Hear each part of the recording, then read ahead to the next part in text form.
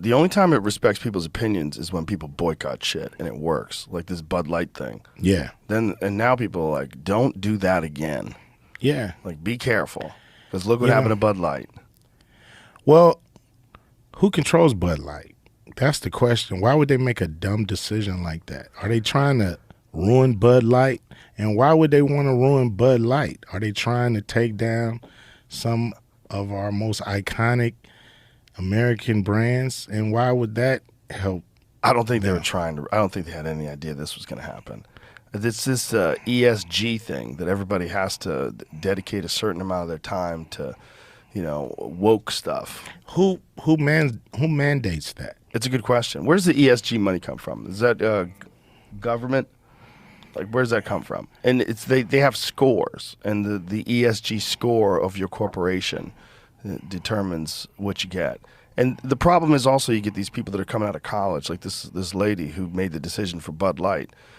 She's gone through the university system, she's in the corporate system, and she's a woman, and she thinks, we have to be more inclusive, and that's all the language everyone's using today. Yeah. And so they don't know any real people.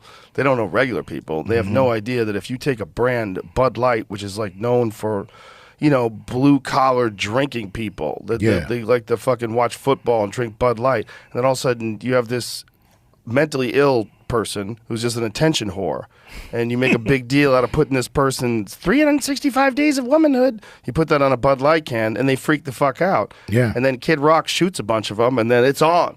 Once Kid Rock shoots your cans, you got real problems. Yeah. I'm pretty sure you do. Yeah, man. It's kind of like, I think you gotta still ask why. Like, what? You think there's like a conspiracy? Well, who's getting hurt? Who's getting hurt in this whole thing? Is it the Bud Light, Anheuser-Busch, brass? Will their bonuses be affected? Will their checks and salaries be affected? You got this lower level person fired, and a bunch of middle class guys are paying the price because you got distribution centers, the guys that deliver the beer nobody want, and now they're out of a job. Now you're really attacking the middle class by making a brand that's so big take a hit like that. It says here, the quickest destruction of a company in history. Bud Light sponsors Toronto Pride Parade. So, it's when was this? That was just the other day. Yeah. Oh, they're so silly. They're leaning into it. Like, but why meanwhile, would you... the gays are mad at them.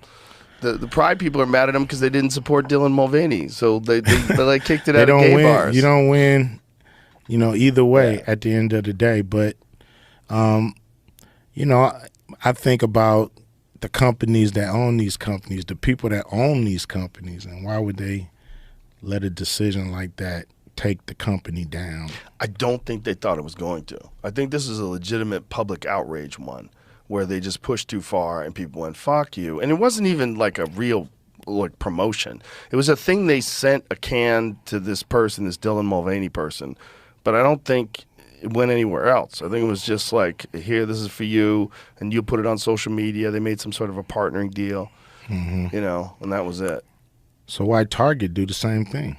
Well, I think that's an ESG thing. That's an ESG thing, right? And Target lost billions of dollars too, because people are sick of this shit. They're sick of social things like that are controversial getting stuffed into your face, and where you have to accept it. Yeah. And people are like, I don't want to accept it. It's just like, I'm just coming here for fucking toilet paper. Yeah, I think people got to keep it in perspective as well too. I don't think people grab a beer to be to learn about the newest social event or the social situation going on. Right. Grab a beer because you want a beer, hang with your buddies, or hang, with people that enjoy beer, and y'all shoot the shit. And politics really shouldn't be in somebody's beer mug, They just don't get it. They think it has to be in everything. Everybody, because of social media, everybody feels like they're fighting some sort of social battle with everything they do. And, and this is one is another one. It's like forced compliance. You're forced to comply with this, and it's fucking up women's sports in a huge way. And some organizations are pushing back against that, and some people are pushing back against the organizations that are pushing back against it, which to me is insane. Like, if you care at all about biological women, you should be against that. What if like LeBron said he wanted to play in the WNBA? Like, I'm retiring from the NBA because I'm 49 and I'm gonna play in the WNBA. Well, they wouldn't be able to stop it if he just decided to say publicly, "I identify as a woman." What are they going to do? They can't do anything, and then that would be the end. That would be. Dave Chappelle has a bit about it. Yeah. LeBron scores 100 again tonight. Well, there was some fucking knucklehead that was getting an interview. They said, if Mike Tyson identified as a woman, should he be able to fight women? And they were like, well, the short answer is yes. Lord. It's so crazy. Yeah. It's so, and there's also different specifications. It's like what you have to do and how long you have to take hormones before you can identify as a woman and compete as a woman. Like, just fucking stop. I mean, who's going to check all that? Yeah. There's a reason why there's women's sports. And there's a reason why there's men's sports. And you're not talking about who you are, or what your truth is. Live your truth. I mean, Title IX just got, just turned, 30 or something like that. You know what I mean? So protecting women's sports. Yeah. Yeah, which is great because it forces schools and, they make a lot of money, teaching whatever they teach in them schools, and they should carve out some for women to be able to play for their school. That's great. And so I don't understand.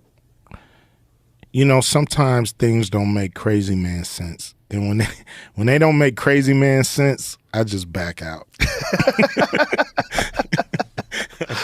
I stop thinking about it. Yeah, it's probably a good move because you're not going to solve it. No. I mean, I think ultimately it gets solved where people just don't accept it anymore. And then hopefully it'll go. I mean, maybe they could just develop a transgender league where trans people play against trans people. That would be great. Why not? But you can't pretend you're a biological female just because you wish you were. You can't pretend when it comes to women's sports. You can't pretend when it comes to women's rights issues. It's like that's not. You don't want men dominating that because that's what it is. It's men entering to women's spaces. Yeah. And whether they're ultimately they identify as a woman, that's great. But you're a biological male. Yeah. And you want to compete against them? You want to play rugby against women? Get the fuck out of here. Get the fuck out of here. That's crazy. They want to dominate.